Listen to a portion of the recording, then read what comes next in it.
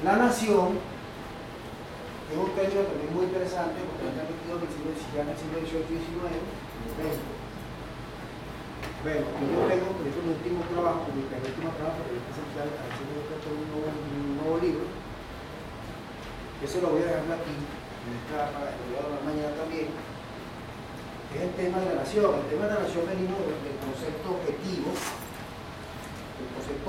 de la nación, aquello de Stalin, del territorio, con una comunidad política, etcétera, etcétera.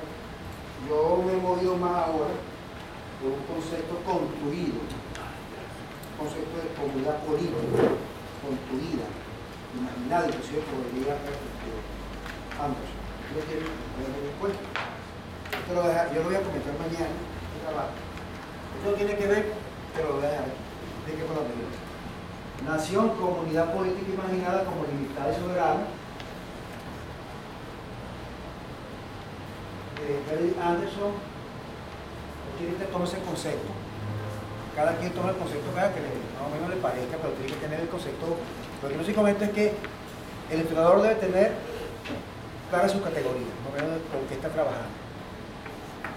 Y después utilizo otra categoría que yo manejo allí, que yo tendría que calificar es la de Estado-Nación moderno. Cuando nosotros trabajamos, por ejemplo, yo soy antropólogo, Carlos, por ejemplo, yo cuando trabajé en la siempre diferencié lo que llamamos Federman naciones indígenas de lo que llamamos nosotros naciones modernas. ¿Por qué? Porque la nación indígena es la nación étnica. La nación indígena es distinta a la nación moderna, ¿verdad? Que es una comunidad política, entonces ahí uno tiene que tener esa diferencia. Yo más o menos he tratado siempre de tratar de tener claro mis conceptos y para plantearlos. En este caso, Estado-Nación moderno, con un orden jurídico constituido por un pueblo, gobierno, territorio y nación. Que hay el territorio, está el gobierno. Yo también trato de diferenciar Estado-Nación, es decir, esa relación entre Estado y Nación que en la historia no es totalmente grande. Por eso hay tantos conflictos nacionales, ¿no? Porque no todos los estados son naciones ni todas las naciones dirán. Es lo que es la idea. Hay estados que se dicen multinacionales y naciones que no tienen estados, etcétera. Pero evidentemente que en el Estado-Nación determinado hay un Estado-gobierno, todo el aparato de gobierno y un Estado administrativo. Inclusive cuando hizo debates sobre, yo he participado en ese debate sobre centralismo, descentralización, Estado unitario y Estado federal, corresponden a las dos nociones. Una cosa, lo central y centralizado corresponde al Estado administrativo. Y lo unitario y federal corresponde al Estado-Nación, al origen del Estado-Nacional. Eso es lo que yo he trabajado. Entonces, ahí tiene el documento, ¿verdad? Que se lo puso ahí, ¿verdad? Entonces estos conceptos son debatibles, los pongo en el debate, los pongo allí, usted puede decirme, me parece que pero lo que yo creo conveniente es que tenemos que tener nuestro concepto. Para que no hagamos una historia simplemente empírica, dominada por la dinámica de lo que uno va consciente. Tiene que tener una categoría, por lo menos un cuadro general para uno poder abordar el fenómeno que está trabajando. Esto me permitió a mí, y voy a ubicar entonces, porque yo voy entonces a mi concepto de región, Barquisimeto, pero esa región Barquisimeto es una postulación que yo hago, lo hice en un libro, en mi tesis. Entonces, por ejemplo, yo en esta primera parte, bueno, repaso un poco la relación del Estado, de lo que llamamos la Venezuela, ¿no? Como sociedad de Venezuela. No solamente como Estado, sino como sociedad, ¿verdad? Como pueblo. Inclusive que hay noción de pueblo, noción digamos de nación. El pueblo venezolano, la nación venezolana son dos cosas diferentes. No es igual, pero son dos cosas diferentes que estamos manejando.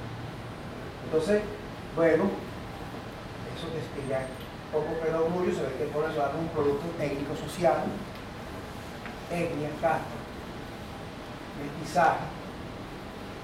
Yo cuando tuve mi defensa, cuando estuve trabajando, nosotros hacemos un grado, me acuerdo mucho que discutíamos con él el tema del problema del indio. Él me llevó una discusión con él sobre el punto demográfico, a diferenciar el indio étnico del indio casta. que a veces uno no lo diferencia. Pues sí, porque el indio del siglo XVIII es un indio de casta, que a lo mejor no es totalmente étnicamente indio, ¿entiendes? Sí. Esas cosas se va a conseguir uno cuando va trabajando la historia colonial, especialmente, que es una historia muy poco trabajada en Venezuela. Es una de las áreas bastante menos trabajadas en Venezuela. No tiende mucho a quedarse en el siglo XX y al siglo XIX, pero ese mundo, esa gran caldera que es el siglo XVIII, XVII, XVI, esa caldera del diablo, esa es la que esa uno no la trabaja, y esa es la que hay que inclusive trabajar bastante, porque es donde está la formación del pueblo venezolano. Bueno, yo le doy mucha importancia en esta formación, indudablemente que hay una estructura económica diversa, pero por ejemplo se habla mucho de la economía cacaotera por la importancia que tuvo para la exportación, y especialmente en la formación del espacio económico productivo para la exportación, donde aparece la compañía guipuzcoana, que es realmente la que, tal vez la que estructura ese espacio económico, ¿verdad? Porque es la que va colocando los puertos, la que va a modernizar los puertos. Entonces nosotros cuando estamos hablando de la Venezuela del siglo XIX tenemos que irnos al siglo XVIII, porque realmente es allí donde se conforman esas estructuras fundamentales de lo que va a ser posteriormente la Venezuela del siglo XIX. Inclusive se aprecia con dificultad porque es una Venezuela en crisis. La Venezuela del siglo XIX es una Venezuela demográfica, económica, políticamente en crisis, por la guerra de independencia y por otra cosa. En cambio, uno la aprecia mejor cuando se va conformando, y ya en la segunda, en las últimas décadas del siglo XVII, y cuando vamos entrando en el siglo XVIII, 720, vienen los viajeros, desde la Cochucaca, que se está estructurando, vienen los guipuzcoanos, que tenemos como ya una actitud evidentemente de rechazo por todo lo que es la historiografía del dominio de los vascos, pero es que es la que estructura, ¿verdad? En los puertos, el puerto de Maracaibo, el puerto de La Vega, inclusive creó un puerto en nuestra región, creó la única entrada estructural fue San Felipe, creó un fuerte, el fuerte de San Felipe lo crearon los guipuzcoanos, para el control del cacao. Entonces, esa estructura va a ser fundamental en el espacio económico que estamos hablando. El criollo y su posición social, criollismo, emancipación y independencia, son temas que de golpe algunos de ustedes dicen, bueno, este me interesa, a mí me gustaría trabajar, pero yo estoy planteando porque es una cosa que yo he preparado, que he dado, tratando de explicar un proceso. La idea mía es que no es explicarlo como tal, sino presentarlo como yo lo había preparado si estuviera dando una conferencia. Lo traje porque no quiero entrar en mi región sin pasar por esta primera parte, porque todo esto que está aquí se va a ver en la región, todo lo que es el criollismo, todo el tema de la emancipación, el tema de la independencia, son también dos categorías diferentes, una cosa es emancipación, otra cosa es independencia, son también las confundimos a veces. Entonces, la parte conceptual para mí es muy importante. La primera historia de esa noción, ¿verdad? Todavía no es una nación, pero hay una estructura político-territorial que da lugar y hay una historia de esa conquista y poblamiento que la hace José de Oviedo y Baño, ¿verdad? Entonces se va conformando inclusive la conciencia de la idea de territorialidad de lo que es Venezuela. Bueno, esto es muy interesante también el tema de las provincias, que también tenemos que repasarla, porque el hecho de que yo trabaje en la provincia del Oriente y no trabaje en la coloca la otra, pero que tener claro de que hay un proceso, a diferencia, por ejemplo, es un proceso complejo, completo, de conquista de España de un territorio donde nosotros también estamos metidos. Por ejemplo, nosotros tenemos el caso de, nosotros por ejemplo, en el caso de la región Barquisimeto, estamos en la provincia de Venezuela, que es la más grande, la que va desde ¿cómo se llama? Que decía Andrés Huerce, desde el Cabo de la Vela hasta Baracapana, que sería más o menos el Puerto La Cruz, ¿verdad? Por ahí verá más o menos, ¿verdad? Por ahí estaría más o menos, ¿verdad? Y es una tremenda provincia, y en esa provincia hay varias regiones. Una de las que yo trabajo, yo no puedo trabajar que se me conoce como provincia colonial, la trabajo y ha habido gente que intenta hacerlo, no puede, porque la provincia como el acuerdo territorial es completamente la provincia antigua, provincia de Caracas, la provincia de Venezuela, 1528. Y tenemos toda la historia en político territorial, la dinámica de esas provincias de Oriente entre Cumaná, Andalucía, Barcelona, Cumaná, que dieron después lugar a los dos, ¿verdad? Estado Moraga, Barcelona, ¿no? Anzoátegui y Barcelona. Anzoátegui y Barcelona. Cumaná, pero Cumaná es la histórica, la provincia de Cumaná. Entonces por ahí fue que se inició la conquista, la colonización, se inició por allí, que fue fallida, ¿verdad? Entonces, pero la primera provincia nuestra de 1528 la de los Wells. Tenemos la provincia de Guayana, cuya exploración y conquista no es por el Caribe, sino por el interior del continente, por el río, viene de Bogotá. Termina en Trinidad con la nación de Trinidad como tal, que forma parte de España, la Universidad de Coruña, esas cosas, la Universidad de la Coruña. Si tiene que estudiar todo ese fenómeno que viene por la vía del río de Orinoco, río Meta, bajando todo eso, esa zona, esa conquista por allá no es la del oriente, de Cumaná, que es por la costa, por el río Margarita, de la otra provincia de Margarita. La provincia de Trinidad, 1530, eso forma parte de la territorialidad venezolana del punto provincial. Yo no estamos simplemente cosas, cada una de estas constituciones es una cuestión, eso no se estudia. Aquí ha habido un esfuerzo muy importante, que hubo una figura muy importante, que fue el padre Germán González Oropesa, que dejó prácticamente un gran proyecto de investigación del punto de vista de la frontera de territorialidad venezolana. ¿No es así? Aquí en esta universidad. Yo lo conocí ahí con la relación. Porque cada una de las cosas tiene como su historia, pero porque tiene su y va a generar sus particularidades y sus contradicciones que van a aflorar en los momentos especiales. Posteriormente eso es lo que va a explicar tantas situaciones. La dialéctica de la Venezuela del siglo XIX está fundada en este proceso de conquista colonial. ¿Ves usted el caso de ahora de la zona, digamos, andina? El caso de la provincia de Mérida, Maracaibo, empieza como corregimiento de la Grita. La Grita fue más importante que todas las otras en el siglo XVII. En el siglo VII. Fíjense ustedes que hay un gran debate. Bueno, ustedes conocen el fenómeno de la famosa comunidad moral. Yo dirigí 2 tesis doctorales sobre ese tema, sobre la comunidad moral. Dirigí la que corresponde al documento que le da las propiedades de parte del Estado Mérida, del sur del lago de Maracaibo, parte del Estado Táchira, de parte del Estado Barinas, al Cabildo de Mérida, al Cabildo de la Grita. Hay una transpolación documental, una interpolación, tenemos una interpolación, es muy interesante, sobre eso ya dice algo. Y el famoso eso se llama el globo del Olivante Capaz, que es toda la zona que va cayendo hacia la zona de Barinas, que forma parte de la comunidad moral. Comunidad moral es que simplemente, bueno, que está corrigiendo la Grita, la importancia que tuvo en el siglo XVI y XVII fue tan significativa que el ayuntamiento quedó como controlando esas tierras, y por una razón histórica los cabildantes de la Grita, en vez de poderse la tierra para ellos, se la dieron al Cabildo de la Grita. Y eso son tierras que están en discusión todavía, inclusive que están enderados, una serie de cosas. La famosa comunidad moral, porque fue el padre Morales el que se quedó con el libro, y entonces el libro como la familia, ¿entiendes? Porque esa cosa que va pasando en la historia de la territorialidad del punto jurídico. Por eso que también cuando vamos a los archivos tenemos que ir con mucha claridad, porque los archivos son más enredados a veces que otra cosa. Porque los documentos están a veces preparados para que uno se confunda y justifique cosas que no son totalmente ciertas.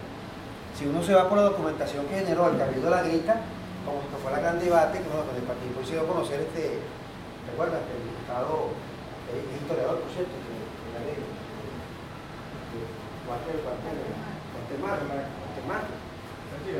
Cachirese, digo también. Bueno, ahí está, Gobernación de Mérida, después provincia de la Grita, provincia de Maracaibo. Maracaibo es importante fundamentalmente ya en el siglo XVIII, cuando ya va creciendo la economía de la zona del sur del lago, ¿verdad? Especialmente el piedemonte merideño. Realmente el centro de producción no es la provincia, puede llamarse desde el punto de vista andino la provincia de Mérida. Pero como la importancia comercial la dio Maracaibo, se llama provincia de Maracaibo. Pero fíjate que tuvo un tiempo se llamó provincia de Mérida Maracaibo, hasta que finalmente se llamó provincia de Maracaibo, hasta que finalmente los merideños, con la ruptura del 19 de abril, asumieron su concepto de provincia de Mérida. Tiene 2 días de independencia. Tenían ese proceso. Entonces, vean ustedes cómo ahora cada una de estas provincias van teniendo su dinámica, tienen su propio gobierno. Entonces, uno puede llegar a los fenómenos del 19 de abril, a los fenómenos del año 10, sin conocer esta historia. Esta historia prácticamente no conoce. Entonces, los que no estaban son antipatriotas, ¿no se entiende? La historia patria. Pues, entonces, este es malo, este es bueno, entonces por ahí nos fuimos y hemos construido una historia hasta hoy prácticamente entre malos y buenos. Y seguimos repitiendo la historia entre los malos y entre los buenos. ¿Por qué? Porque no hemos hecho una historia social de los procesos políticos. En el caso de la literatura, fíjate, esta parte es muy importante porque aquí van a aparecer la provincia de Mérida, la provincia de Barinas, también está vinculada con este proceso. Porque esta colonización viene de Tunja. Llegó prácticamente hasta la que es Barquisimeto, el corregimiento de Tunja, que era más importante todavía, porque Tunja fue más importante que Bogotá en el siglo XVI y XVII. Hay un registro histórico, cultural en Lara. Yo que voy mucho a Tunja, me siento mucha vinculación con la UPC, es que yo llevo siempre para allá pan de Tunja. No, porque yo pan de Tunja ya con otros. Bueno, todavía vino. Porque el pan de Tunja es una cosa que nosotros comemos en Lara. Cuando estaban en Barquisimeto dicen pan de Tunja. Pero es pan de Tunja porque era el pan que venía de Tunja. ¿Me entiendes? Eso se perdió en el tiempo y quedó en Lara. Porque fui por primera vez a Tunja. Yo me visité todas las panaderías para ver si efectivamente había alguna relación con ese pan. Y no, lo hay. El pan de Tunja es muy exquisito, muy sabroso. Diferente al pan que hacen ahora los tunjanos. No tiene nada que ver con la semita. La semita es otro tipo de cosa, porque fíjate, lo que pasa es que en Lara, en Barquisimeto, hubo una zona de trigo. La zona de Sanar, la zona, digamos, del Bocado. Ahí se da un trigo, digamos, pobre. Entonces, ¿qué pasa? Que los pobladores hacían un pan, digamos, rústico, que no lo hacían con azúcar blanca, que es un azúcar prácticamente del siglo XX. ¿Entiendes? Entonces, utilizaban el papelón, utilizaban entonces las especies, viene ya el mestizaje, ¿no? Cosas indígenas y tal cosa, utilizaban el queso, utilizaban el cuajo de carne de ave y entonces hacían una ceba que se mantiene también. Entonces son dos grandes productos nuestros, que vienen de la colonia, la ceba tocuyana de esa época. Ahora, eso no tiene fecha de nacimiento, porque los productos culturales no tienen fecha de nacimiento. Uno cree, uno supone que ahí fue que se formó, ¿verdad? Pero en todo caso, es decir, el hecho de que sean provincia no significaba o que sean capitanía general y virreinato, eso había relaciones en el mundo indígena todo el tiempo y en el mundo colonial igualmente. Bueno, yo coloco aquí el virreinato de la Nueva Granada porque es muy importante, porque nosotros formamos parte del virreinato. Y es muy interesante desde el punto de vista de la conciencia criolla, de la puja de los platos caraqueños, venezolanos, digamos, de la provincia de Venezuela, cómo zafarse de aquella decisión que tomó el rey de pasar, de crear el virreinato de la Nueva Granada y pasar la provincia de Venezuela bajo el dominio. Entonces es interesante, yo he estado como interesado como hacer un trabajo sobre eso. Hay un trabajo por ahí que se publicó en España, pero no tiene la fuerza así suficiente, es un trabajo, digamos, una cosa muy administrativa por la representación del civil. Es como ver cómo esta gente logró, ¿verdad? Hay que pensar cómo esta gente se montó en una, ¿cómo sabes eso? ¿Cómo se llama ahora? En una, cuando uno va al lugar que hace lobby. Sí, fuerte con el rey, para que el rey determinara que nosotros no podíamos ser provincia de la Nueva Granada.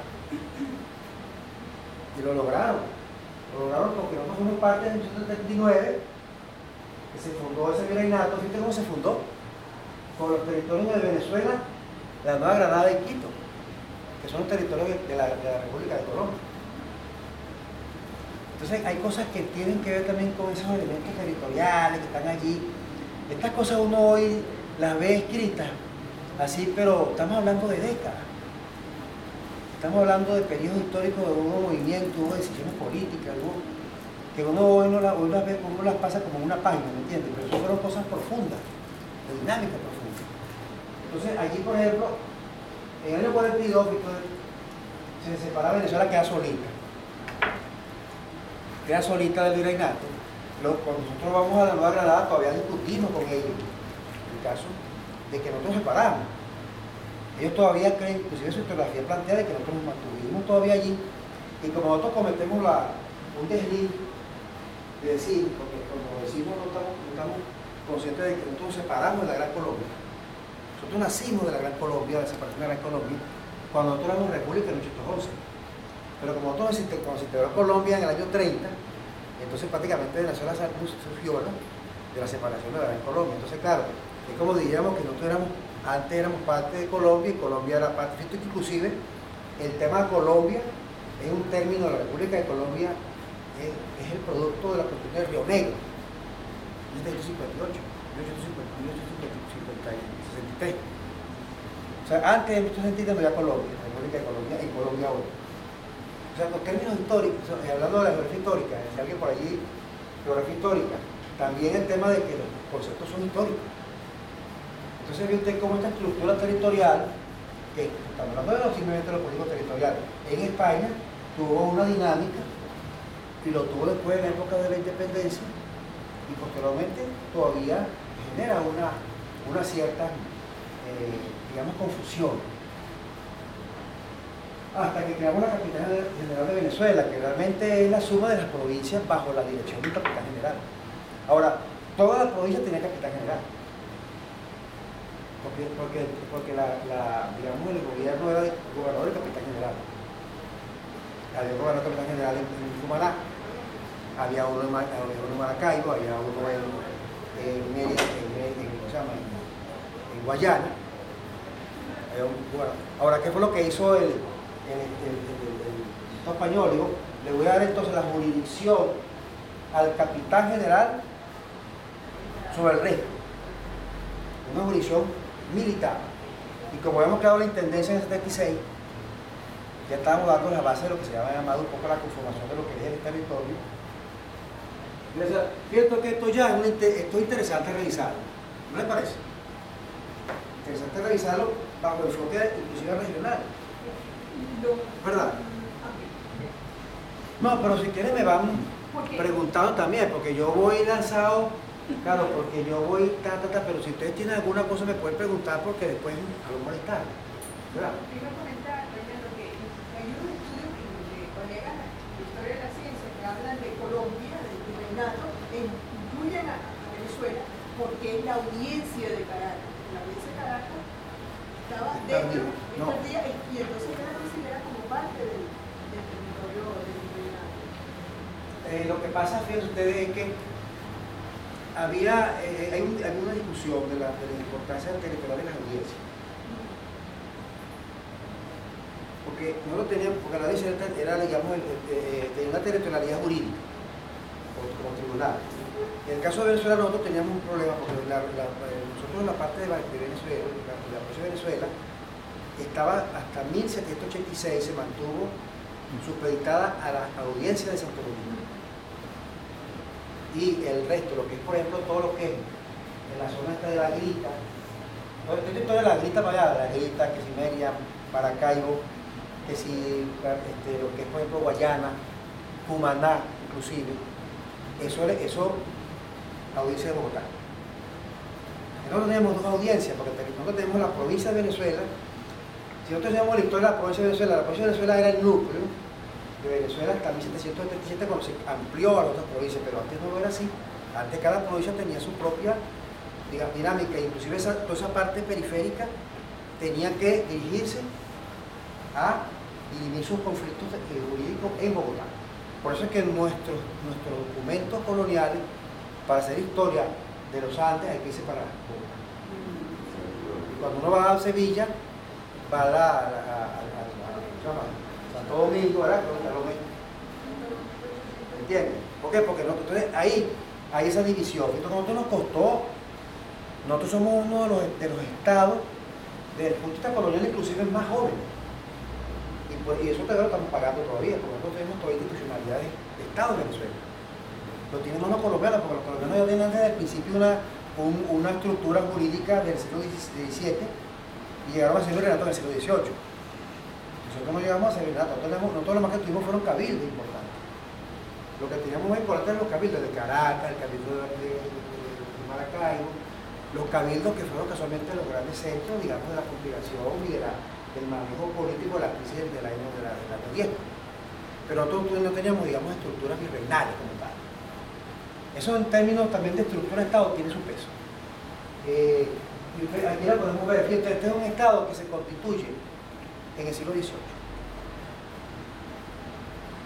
Para quienes hacemos historia institucional, historia de la universidad, historia de las instituciones de derecho, historia de las instituciones económicas. Hagamos la cuenta, yo puedo empezar con la cuenta allí, ahí no metí yo, donde yo llegar. Real Pontificio de Caracas, nosotros llegamos a una universidad, mira, en 1921, cuando nosotros pudimos, empezamos a atender que nuestra gente fuera a estudiar a Caracas. Pero antes de estudiar en Caracas, tenía que estudiar en Santo Domingo, tenía que estudiar en Bogotá, en otra parte, no teníamos, nuestra élite tenía que formarse fuera del territorio, es un elemento de conformación, no es así, de integración, solamente desde el punto de vista territorial, también la integración es intelectual, vamos a llamarlo así. Y 21, pero los reglamentos son del 27. Y nuestro primer debate importante, que ha sido poco estudiado también, nosotros lo pasamos por allí muy rápido, que tiene que ver con la figura de Barrero, es de 1798.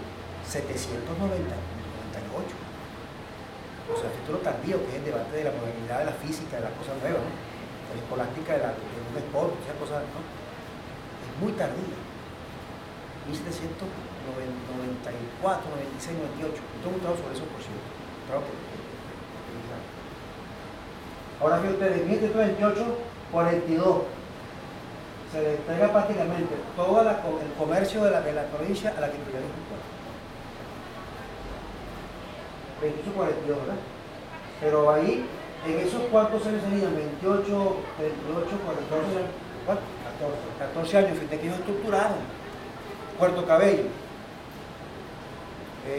Cada uno de estos puertos tiene una historia que tiene que ver con la agricultura. La llegada de los vascos, la llegada de una ola modernizadora que quiere trabajar en migración. Porque parece que aquí tenemos dos grandes polos migratorios, el punto español, el europeo, ahora no es africano. Por ejemplo, la primera siglo XVI y XVII, que por ejemplo andaluces, fundamentalmente castellanos, extremeños. Pero después del siglo XVIII vienen las naciones, vamos a llamarlas así, para que los españoles no puedan hablar con nosotros, ¿verdad? Los catalanes, los vascos, ¿verdad? No, los canarios todo el tiempo. No, y los canarios es un fenómeno diferente porque el canario realmente era colonia española, ¿verdad? Era como una colonia de temperamiento. Pero inclusive fíjate que aquí llegó desde el principio, los canarios están metidos aquí desde el primer día. Por eso es que eso no es una cosa traída de los cabellos cuando digo que dijo por allá españoles y canarios. Inclusive los canarios fueron los que tomaron la primera república. Eran importantes los canarios, ¿verdad? Los canarios como tal, pero porque también tenía que ver con eso que alguien habló de la vida cotidiana, un poco del mundo del pequeño comercio, de relaciones, digamos, de la pequeña producción, del área esa, digamos, diferente a al gran comercio que tenía la Guipuzcoana, esas cosas, que tenía que ver con los canarios. Ahora, entonces allí esa compañía Guipuzcoana es importante estudiarla porque trajo, fíjate en el caso de Carola. En Carola llegaron, por ejemplo, familias vascas que tuvieron una mezcla con los... Cuando yo estudié mi trabajo de historia social, yo hice un estudio de dos familias para ver cómo se estructuraba lo que llamó Humboldt una aristocracia municipal. Cuando vino eso decía, los venezolanos han creado una especie de aristocracia municipal. Lo que llamaríamos también, que se puede llamar como una... en la endogamia que yo hacía, yo tenía una relación, yo quise estudiar